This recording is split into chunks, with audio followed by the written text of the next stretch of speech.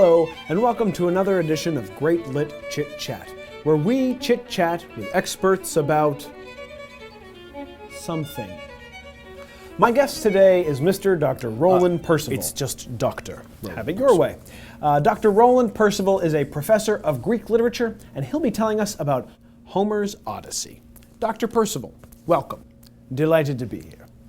Dr. P, may I call you Dr. P? No. Dr. P, I always thought Homer's Odyssey was the Simpsons family minivan. Turns out it's a novel. Tell us about that. Actually, it's not a novel. It's an epic poem focusing on the aftermath of the Trojan War. Ah, yes, the war between the Greeks and the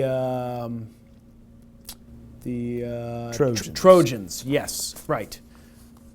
Epic poems are just really cool poems, right? Well, cool isn't the best synonym, no. Yeah, like I always tell my friends, we're going fishing this weekend. It's going to be epic. Is the Odyssey like an epic fishing trip? No, I think you're a bit confused about the term epic. An epic is a story that involves larger-than-life characters, spans multiple countries, and includes a hero who represents the values of his culture. So, no fishing. No fishing. What can you tell us about the hero, Homer? What's he like? Homer is not the hero. Homer was the author. Rodney, toss me that book. It says the Odyssey of Homer. So he's obviously the author. Okay. Then what do you know about the author, Homer? Very little, actually. Very little. Yes. An expert who knows very little. Fantastic. Rodney, what did you do? Throw a homeless guy in a suit? Somebody's getting fired for this. I don't care who. Pick a name. Me? Oh, sure, this is my fault. Blame the talent. Always my fault. No, I'm not going down for this one. I'm telling you. Mr. Osborne, I am an expert on Greek literature. It's just that we don't have much historical information about Homer, just the stories he wrote. Oh, sorry. Ignore everything I just said then. Everything from this entire interview? Why not? Okay, well, let's see. Well, I'm here today to talk about Homer's Odyssey. Historical accounts differ on when Homer lived or if he was real at all. He might not have been real? Correct. Somebody wrote this book, Doc. True, and it was probably someone called Homer, and he probably lived in the 7th or 8th century BCE.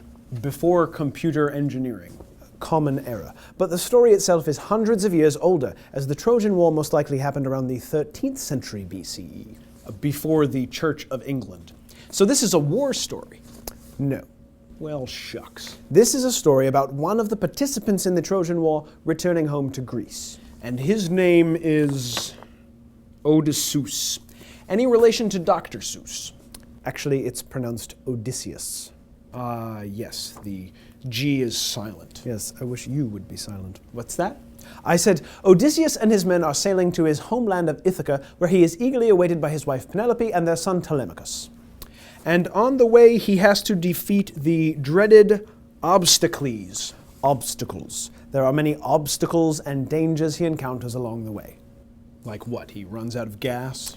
More like the sirens, cyclops, cyborgs. Oh, for heaven's sake, no. No cyborgs.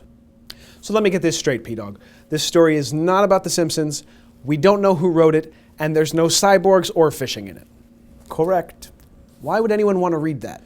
Well, for one, it is the second oldest Western text still in existence. The oldest being All Quiet on the Western Front. The Iliad, actually. But what's so great about being old? I mean, my great-uncle Higlac is incredibly old, and he's very boring. Yes, well, the Odyssey is different from your dull uncle in that it tells us about the culture and values of the ancient Greeks through its themes. Such as? Well, for example, the Greeks' value for hospitality is shown in the different ways Odysseus is received by each character he encounters. I don't follow. Let's move on. You made up a name for his son earlier. What was that? Telemachus. And it's not made up, it means far fighter or far thrower. It just sounds so made up. It isn't. Telemachus is searching for his lost father Odysseus throughout the story. Just like Indiana Jones. I'm ignoring you now. He's also dealing with the troubles of his household as his mother Penelope is being pursued by many suitors while his father is away. Suitors.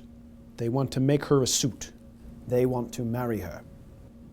Oh, I know. I was just clarifying for our viewers. Yes. What viewers? Nothing. This touches on the subject of hospitality again, because while the suitors wait for Penelope to choose one of them, they live in Odysseus' home and eat all of his food. I had a roommate like that once. You know who you are. So in addition to all of the monsters, creatures, and forces of nature that Odysseus must overcome, he also has to come home and clear his own house of these suitors. And it's an epic, so he must come in and perform spectacular roundhouse kicks on all of their faces.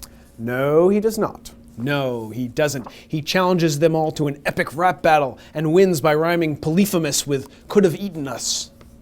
That's not true either. Well, what kind of epic hero is Odysseus if he can't do any of that?